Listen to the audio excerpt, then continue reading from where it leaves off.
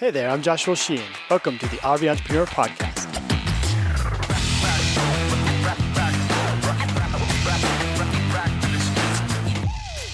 The RV Entrepreneur is a community for RVers that are exploring ways to financially support themselves while living their RV life. Just got done with the RV Entrepreneur Roundtable. It was a fantastic event. We're going to have this week's episode, another interview next week, and by the end of the month, I'm going to sit down and be able to digest what happened and give you guys an overview of the entire event. I'm super excited for that. But today we're going to be talking with AJ Forget. AJ is a chef, writer, photographer, and traveler, and he left his career as a wildland firefighter to pursue his lifelong passion of writing and his outlandish goal of a modern nomadic life. He lives in a converted school bus with his partner, a silversmith and dreamworker named Ayana, and their eternally sleepy dog, traveling the world in pursuit of natural beauty, grand adventure, and the tastiest food out there. I'm really excited to bring this interview to you guys. I got connected with AJ through multiple guests over the past year. We started out with Edu, who was working for Bernardo's Circus, and then we brought Marianne Eves on to talk about her bourbon business and a little bit of the Bernardo Circus. And now Ayana, who is AJ's partner, was nannying for Marianne and the Bernardo Circus. So it's really cool that we got this little train of people from one traveling nomadic business, but each of them having their own hand in different parts of the nomadic life. Before we jump into the interview with AJ, let's take care of our sponsor. The RV Entrepreneur Podcast is brought to you in part by RV Life Pro. Perfect for every RVer, you can plan your upcoming trips with RV Life Trip Wizard. Then use the RV Safe navigation and the RV Life GPS and Campgrounds app. Both are included in RV Life Pro. Eliminate RV anxiety by knowing exactly where you'll camp, get fuel, and even grab lunch before you ever hit the road. RV Life has every campground, RV park, state park, and national park to fit your style. Plan your entire RV adventure, including fuel stops, rest stops, shopping, and entertainment. Go to RVLife.com and start your free 7-day trial, or download the RV Life app from the App Store. Travel dreams made simple with RV Life. Let's jump into the interview with AJ. AJ, welcome to the RV Entrepreneur Podcast. I'm excited to talk with you today. You are doing some pretty unique things. Give me a 30-second rundown of who AJ is and what you've come to be doing. So I live in a converted short bus with my partner, and over the last couple of years I have developed a cookbook called the Buslife Kitchen. All recipes designed for a tiny kitchen and 2-burner stove, all developed while traveling on the road. What got you and your partner into nomadic lifestyle, and why did you choose a bus and then a short bus at that? So I worked in my 20s as a wildland firefighter, and that meant pretty much all summer I was living on a truck with my crew, traveling all over the country, chasing fires. And I really just kind of got used to that sort of simple nomadic life. And then around when I turned 30, I quit that and moved back to Boulder and kind of just got itchy feet. Shortly thereafter, I met my partner, Ayana, and it actually came up on our first date whether or not I wanted to live in a van with her. We got set up by a friend on a blind date, and she asked me whether I wanted to live in a van. I wasn't sure at the time if my friend had just told her that I was kind of a dirtbag or if she was asking me to live with her, so I just kissed her. But a couple months later, we had our bus. As far as why we chose a bus, we were both at the time independently thinking about vans, more traditional cargo van setup for ourselves. But as we started thinking about how to intertwine those dreams, it seemed like two people plus our little puggle living in a van full time and working on the road was just going to not be enough space. As spacious as vans can be when built well, they're a little bit more reliant on outside space. And so we started looking at buses, and a full-size bus, you have a ton of space, but you have all the problems of like a giant RV where it's hard to park. You're nervous to take it down a Forest Service road because you might get stuck or not be able to turn around. And the short bus is kind of just this sweet spot in the middle where you have enough space inside that you can have we have a queen bed that doesn't have to convert to our dinette, a pretty decent sized kitchen, a wood burning stove, all this stuff. And, our rig is still only 7.5, 8 feet wide outside. So it fits into a normal parking space, and it's only 22 feet long. So we hang out a little bit at the end of a parking space, but it drives pretty easily. The gas mileage is okay. And it's just a lot simpler than the big bus, but still enough room for us to work. What was the hardest part about building out your bus? Did you guys start with an empty shell, or did you start with seats and have to rip all that out? What was the building process like for you? I would say that pretty much every step of the build was the hardest part. It's a lot of work. Neither of us had any construction experience coming into this. So every step was a new skill. And we started with a bus that was partially gutted. So it only had one row of seats across, but everything else was still in there. So even just learning how to use an angle grinder to take those seats out was a whole day of work. But we're lucky enough to meet a guy by the name of Mike, who runs a company called Satsang Van Works in Lafayette, Colorado. And he was putting on a weekend-long van building class where the method is a mile wide and an inch deep. But over that weekend, he talked us through the order of operations and the super basics of every step, which really gave us a framework that helped us teach ourselves. And then later in the process, when we realized that we were not very good carpenters and needed some help, we went back to him and he helped finish the build with us. But yeah, design is definitely a really challenging part because you have to figure out how to live in a tiny space with another person and to build both your dream homes in there. But yeah, really every step is its own challenge. So at the point that you guys decided you're going to go on this nomadic adventure together, you've changed from cargo vans into, diving into this bus. Talk to me about finances. How were you guys providing for yourselves at that time? And then when you decided you were going to hit the road, did either of you have to pivot or change in order to make that happen? For me, it was largely money that I had put away from fighting fires. I did that for 6 years and, you're working tons and tons of overtime every summer. So I had a bunch in the bank and that was going to be my sort of start to hitting the road. The money was going to pay for it for a year. So Ayana also managed to save up a bunch of money. But, the pandemic, we moved into our rig right around the time that COVID started and lived in a driveway for the first 6 months. But that pandemic assistance helped us to stretch our time a little bit longer too. But we have definitely had to pivot on the road. One of the downsides to living in a bus is that they tend to have more mechanical problems, I think, than vans. So we have been to the shop a number of times and had to do pretty much an entire engine rebuild last year, which cost us a pretty penny and meant a big pivot. So we actually spent most of the last year traveling with the Venardo Circus. Ayana was working as a nanny for them, and it gave us some structure and a reliable paycheck while I was finishing the cookbook. But we're hoping now that with this cookbook getting off the ground, and Ayana makes silver jewelry out of the bus and also practices natural dream work, we're hoping that those things will be able to take over and pay our way. It's definitely a lot cheaper to live this way, so we can be a little bit more flexible with our work, but it's still a challenge to make money on the road.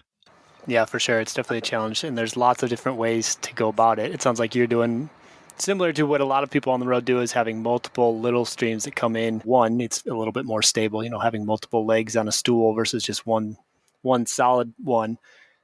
Talk to me about how you came to the idea of writing a cookbook. You said you were a wildland firefighter. Had you always been interested in the culinary arts? And how did you get to the point of hey, maybe I should write a cookbook?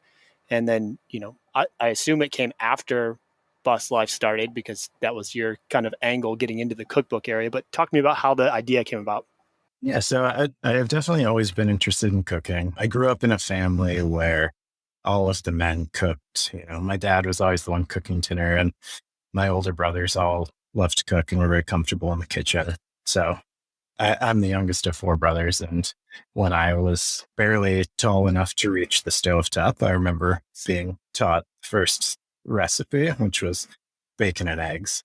But I just loved cooking for people from the start, so I could barely see into the skillet. But for my older brothers and their friends, when they were over on the weekend, I loved to, cook them bacon and eggs at 11 o'clock at night. Then obviously I didn't follow that career path. I went into wildland fire through my 20s, and eventually my body broke down. I had to get out of there. So I started with a blog project that was actually about teaching myself to hunt, fish, and forage. I started that right after I left Wildland Fire and wrote that blog for a few years.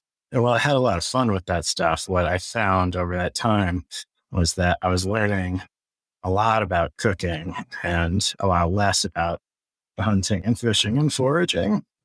I was becoming a really good cook and still a pretty piss poor hunter and fisherman.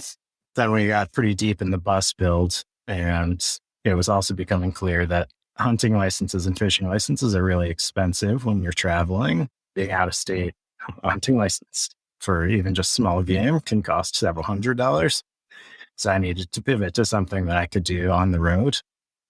And the idea of writing a cookbook with a bunch of different cuisines, a lot of interesting meals that can be pretty simply done in a small space, just sounded really appealing to me. I started the book before the build was done, probably about 2.5 years of work to finish it. But it's finally here. I'm very excited about it. What was the hardest part about writing a book and getting it published and up for sale? With any sort of project like this, the hardest part is always self-doubt. I know that I can cook well and I enjoy writing and photography, but every step of the way, when you're trying to do something like this for yourself, there's a huge amount of doubt to face. And throughout the entire process, every step, there's the fear that maybe you're not good enough or you're going to finish this book and nobody's going to be interested. But I've always been a pretty hard-headed, disciplined person. And, I've pushed through that. And it's been really amazing to see how much people appreciate it. We just went to our first van life meetup, Descend on Bend, where I was selling the cookbook. And it was just really incredible to meet all these people. Some people that had followed me for a while on social media and some people that were just finding out about the cookbook, but seeing their excitement about the recipes, and I cooked samples, so watching all these people taste the food every day is just an incredible experience.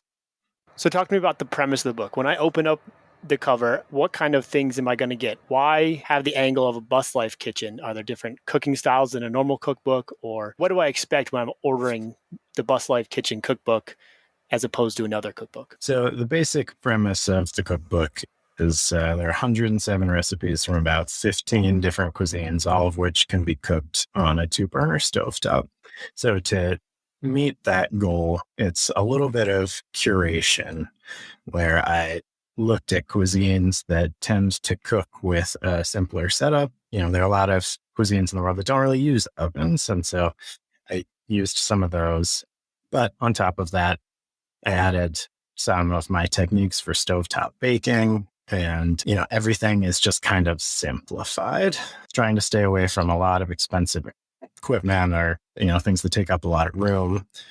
I say that really the only piece of equipment that you need is like a little $25 immersion blender set that you can get on Amazon or wherever that lets you blend, gives you powered whisk, gives you a little tiny food processor. With that and a 2-burner stove, you can cook all kinds of different cuisines. Lots of stuff from, simple recipes to really ritzy stuff. But it's just about taking some really fancy recipes and some simpler recipes, simplifying them to a place where you're taking out the extra steps, the extra ingredients, the extra equipment, and making it work in a tiny space on the stovetop. Now, obviously, most recipes can be scaled to serve however many people you need, just increasing the ingredients. But is there an optimum number that cooking on a 2-burner stove realistically feeds? Honestly, I feel like you can do a lot with a 2-burner stove. I think that generally the recipes are probably suited to about 4 people because that's just the standard family size recipe, I think. But that said, when we were doing the Kickstarter, one of the rewards was a 6-course dinner for 6 cooked out of the bus. I had 2 takers on that. I've only done one of them so far, but I was able to serve 6 courses to 6 people off of this 2-burner stove. Very cool. Tell me about that experience. It was pretty awesome. So we set up in Gold Hill, just outside of Boulder, back in April, and it was a friend of mine who bought this one. So it's ended up being 6 of my friends who came out, and I did a Spanish menu with wine pairings. And yeah, it was just a really awesome experience. It was a lot of work and definitely required a lot of planning to make that menu work for that many people with that many dishes. But yeah, it was so much fun. And Ayana did the front of house. She poured wine and served everybody. But yeah, it was my first chef's table experience. It's a lot of fun. How did you decide what recipes to include? Because I can assume you've got more than 107 favorites or things that you had on the draft floor, and then you had to cut it back. How did you decide which ones to keep and which ones didn't make it into the cookbook? A lot of the recipes are informed by places that I've traveled or that Ayana's traveled, foods that we're familiar with from the home country. But beyond that, it's largely the question of how good is this? How easy is this? How simple is this? So there's definitely recipes in there that aren't super easy to put together, but everything needed to be really delicious and simple enough that, we're not asking somebody to go out and buy a ton of ingredients, ton of specialty ingredients. Yeah, because I'm sure, as with RVs, bus as well, you may have equipment to do all that you want, but sometimes storage for fresh food is also a very limiting factor. And being able to have those ingredients on hand without having to go, get a huge cooler full of food to make a meal is definitely important. I want to hear a little bit about the Kickstarter. What was your experience with it? What did you like and what did you learn from? Kickstarter was an absolutely fantastic experience for me. I really didn't know very much about it before I went in. I had participated in a friend's Kickstarter one time before, but when I was looking at the printing costs, it seemed like a great opportunity to reach out and ask if anybody, both to do proof of concept for this project and to see if I could get the books into the world without spending every last penny that I had. But yeah, it was a fantastic experience for me. I'd been running the blog and my social media for 4 years already at that point. So I had a little bit of a following, a few thousand people on social media, but I hadn't really made any money on any of this up to that point. I'd just been putting recipes out into the world and taking photos, and there were some people that were interested, but I didn't have a product yet, of course.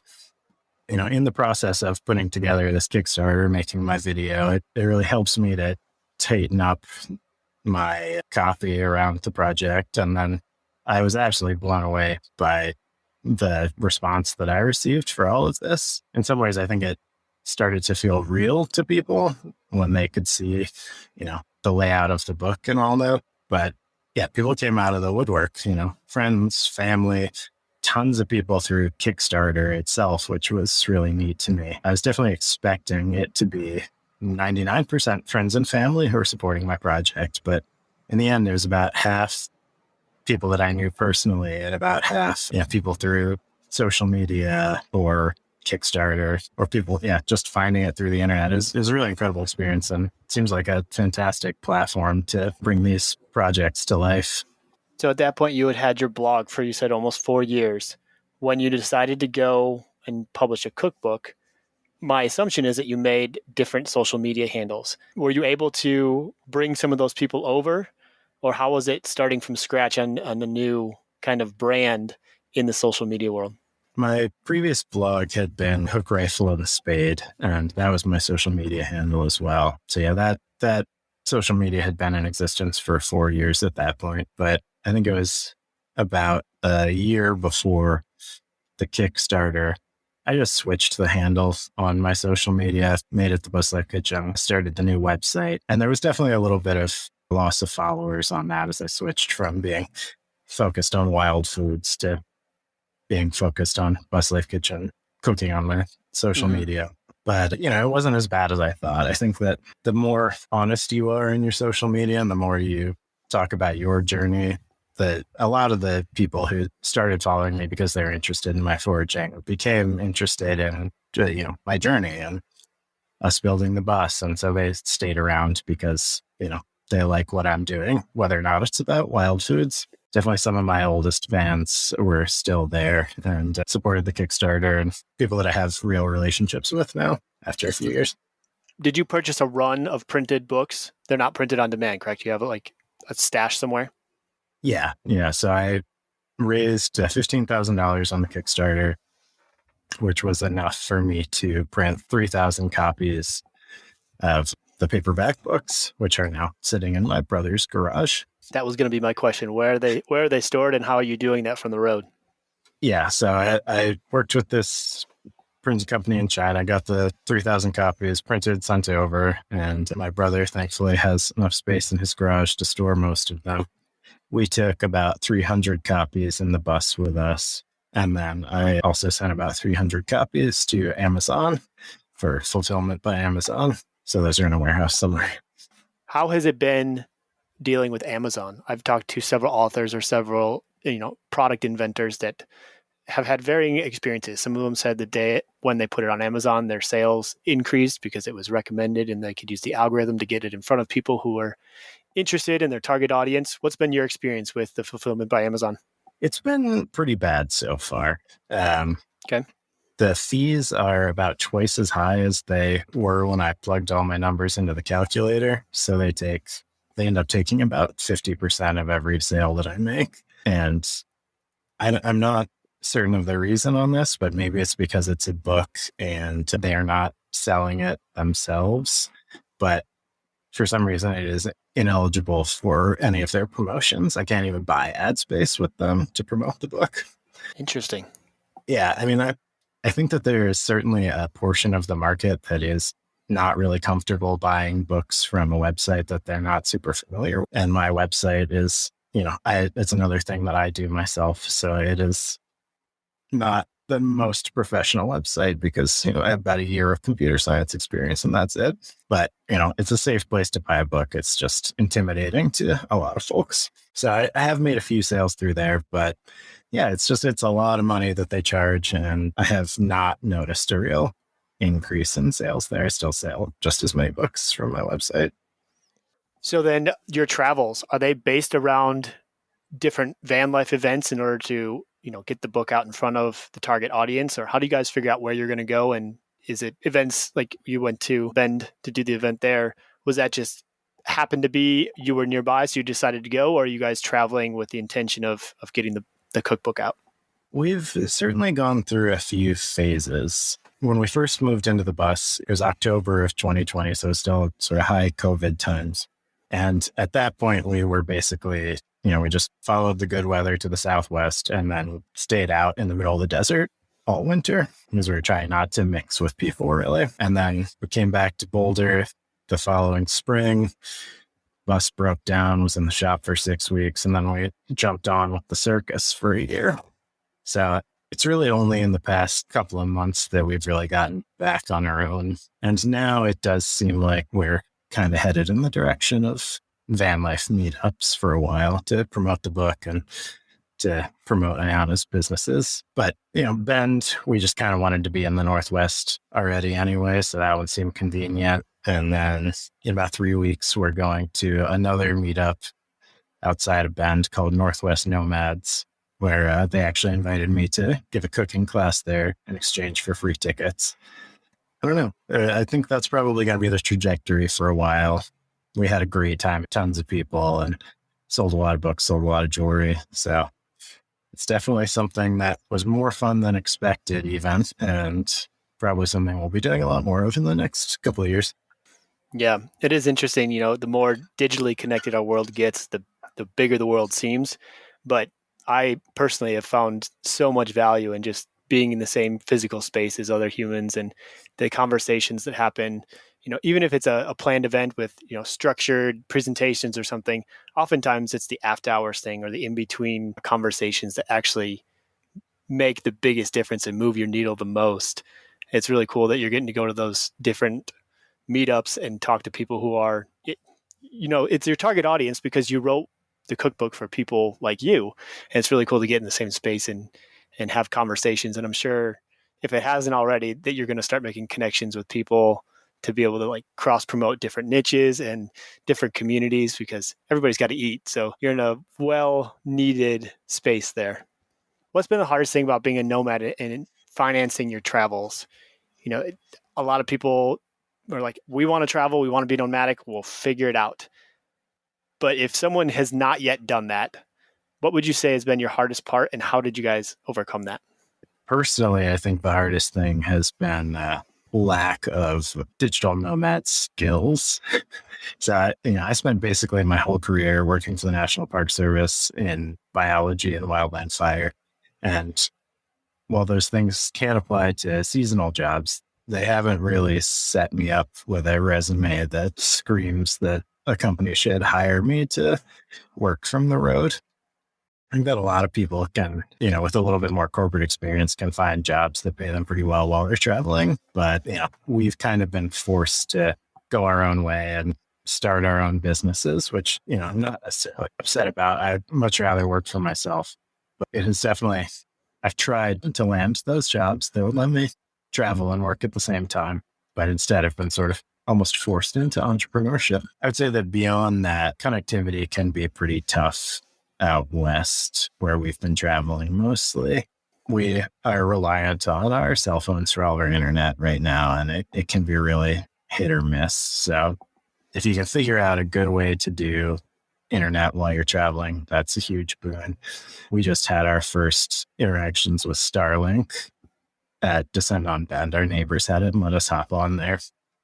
And it seems like it could be a real game changer for the digital nomad community. Yeah, most definitely. That's what I'm currently talking to you on, is Starlink. And Nice. It seems that it's blazing fast and awesome when it is, except, like if you're out in the forest and you're deep in the woods and you got to have a clear view of the northern sky. And so as with every form of connectivity, there's pros and cons. And I think, as a lot of people find out, you just have to have a toolbox full of different tools if connectivity is important for your business, and just be able to deploy those at different spots and different times, because things like your spot location, you could be at one spot here, and then 50 feet away could totally change and your connectivity would be completely different. But yeah, I think a lot of people would agree with you that connectivity on the road, it's awesome that we can do a lot of these things from wherever, that they're not geographically bound, but at the same time, the infrastructure is not 100% there to be 100% reliant on all the time. And honestly, I don't know if I want it to be. There's definitely, it's nice to be able to just jump on the internet and do work or whatever from wherever. But at the same time, the more we get connected with satellites, the less dead spots there are in the world. And so that's going to come with its own hardships as well, I'm sure. Certainly. So looking forward, you've got the cookbook, you going and doing these cooking demonstrations. What is your favorite recipe out of the cookbook? That's a question that I get a lot, and I should have a good answer to, but it's a tough one. My standard answer is the Vietnamese pesto with clay pot pork. And it's, I think, probably the most complicated recipe in the cookbook. Just requires a lot of steps, but I really love it. It's kind of the summation of my travels in southern Vietnam. So it's a pesto made with cilantro, mint, and basil, the sort of ubiquitous herbs on the table in southern Vietnam, and some lime and fish sauce and sugar. So it's this really nice pesto put over some udon noodles, nice hearty wheat noodle, and then topped with ground pork cooked with the burnt caramel sauce that they use for clay pot dishes down there. So it's a lot of steps to put it all together, but it's one of the recipes that I think is entirely of my own invention, and I think it's pretty spectacular. But there are also a lot of recipes in there that, are Ayana's favorites. I think she has about 7 or 8 that she says Thai, and they tend to be some of the simpler things. There's a lot of, like the 3-pepper bruschetta is a really simple one to put together, but it's a pretty awesome recipe, and it's hard not to call that one a favorite too. So you've written this cookbook and you're now getting it out there. Now that you're a published author, do you think you'll write another book? Definitely. I've got several in the works already. I'm working on another cookbook, which I think this time around I'm going to focus on regional cuisines of the U.S. because one of my goals in life was before I turned 30, I would have been to every single state And I still haven't been to Alaska, unfortunately, but I've been to the rest of them several times by now. So I'm really excited to dig into regional dishes and also the different flavors of our country, because we have an incredibly varied food culture and lots of amazing stuff and lots of things that people just don't know about that I'm excited to share. And I'm also working on a memoir about our build and our time on the road. So hopefully a couple books in the next few years. How are you going to decide which region to tackle first? Yeah, I cook based on the weather a lot. I cook based on where we are and the weather. So right now we're in Bend, so I feel like I should be working on Northwest dishes, but it's about 100 degrees outside. So I've been working on Southwestern dishes. But, I have a whole bunch of ideas. I have a lot of things that I've been working on for a while, and it's mostly about what we feel like eating and what the weather decides. That's really cool. I'm sure you guys get to experiment a lot, and that's really unique, and you get to eat food based off of where you're traveling, what's seasonal, and get stuff done. And it's really cool that you've taken that nomadic style and said, hey, you can get a Coleman 2-burner stove and you can make all of these dishes, and it's not just a sandwich put together in the van or in the bus. That's really, really cool and really unique. Is there anything in the future projects that you're really excited about that is different than just the recipes and the documenting of the build and the experiences? I think in one of the areas in the cookbook that I had a lot of fun with that I wasn't necessarily expecting to enjoy so much was the essay writing. There were, I think, 8 essays in that cookbook that I put together, and some of them focus on us and our build, but I really enjoyed writing about travel and cooking as well. And so I'm excited to explore that more and share a little bit more about the places that we visited, the food and culture and people. Yeah, just writing a little bit more about our country and our journeys and all of that. So you've gone through this process. You're at not the end, but the end of a goal of you have a published book that you can hand to someone and sell. If someone is interested in writing a book or doing a cookbook, one or the other or both, what's some advice that you would give someone who has not gone through that journey yet? What's something you learned that you'd pass on and be like, hey, I wish I had known this? I think that when it comes to writing in any form, be it a cookbook or a short story or a novel, it's really 90+% discipline. I talked earlier about struggling with self-doubt. I think that is one of the things that every writer faces every day. And it's really about laying out your goals, planning, and just, taking a crack at it every day or as often as you feel like you can. And if you keep at it, eventually you will come up with a first draft, and it's probably going to be garbage. But there's that saying that you can edit a draft, but you can't edit a blank page. The first time through, you have to just get it down, and then you'll fix it later. You'll turn it into something great later. Yeah, that's my advice. Just work at it, write, cook, take photos. You'll get better at all of them just by doing them. And, on top of that, read and study, because, these are your arts, and learning about them and practicing them is the only way that you get better. Most definitely. That's really poignant of having a draft is something that you can edit, but you can't edit nothing. That's, I like that. I think that would apply to, if you look at it in a broader aspect, it would apply to everything in your life too. It doesn't have to be writing, but that's a good motivation to just get started, because once you start, you can adjust and pivot and figure out ways to overcome. Looking forward for you, what does success look like?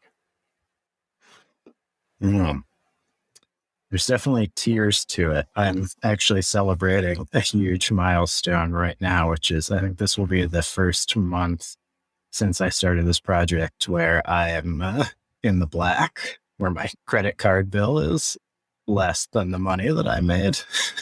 So that in itself is a giant success right there. But, it's all tiers. I would love to be doing that every month to just make this sustainable for a while, where I can afford to live on the road and afford to give as much time to my creative work as I would like to. Someday, a little bit more financial security would be fantastic, where Anna and I could own a piece of land, have a little cabin, that sort of thing, start a family. But yeah, you gotta set smaller goals, I think. Right now, it's just about getting more money coming in than it's going out. Awesome. Well, it definitely seems you're well on your way to that. It sounds like the book has been very successful, and it's exciting to hear you're getting to go all these different events and get it in front of people, and also get the techniques and the recipes out for sharing. If someone's interested in learning more about you or your book, where's the best place for them to go to find that? Well, great place to start is my website, thebuslifekitchen.com. You can also find me on social media, primarily Instagram. So that's where I'm most active, at the.buslife.kitchen. And the book is also available on Amazon. Awesome. AJ, thank you for sharing your story. I appreciate you jumping on a call and sharing with the RV entrepreneur community your story. I think it's really cool, building the bus and then morphing into doing the cookbook and all the other ventures you've got on the horizon. Thanks for spending the time with me today. Thanks so much for having me. I hope you guys enjoyed that interview with AJ. Something super profound that he mentioned in the episode that really, really stuck with me is that you can edit a draft, but you can't edit when you haven't put anything down on paper. And I think that motto plays into all sorts of business and all different types of content creation and basically anything you're doing in life. Once you have something, you can start molding it and crafting it and creating it into a better product. But you got to start with something. And I think sometimes as entrepreneurs, we get ahead of ourselves. We try and figure out the best way to do something, or we spend a ton of time researching, when in all reality, we might often be better served of just starting and then editing and refining down the road.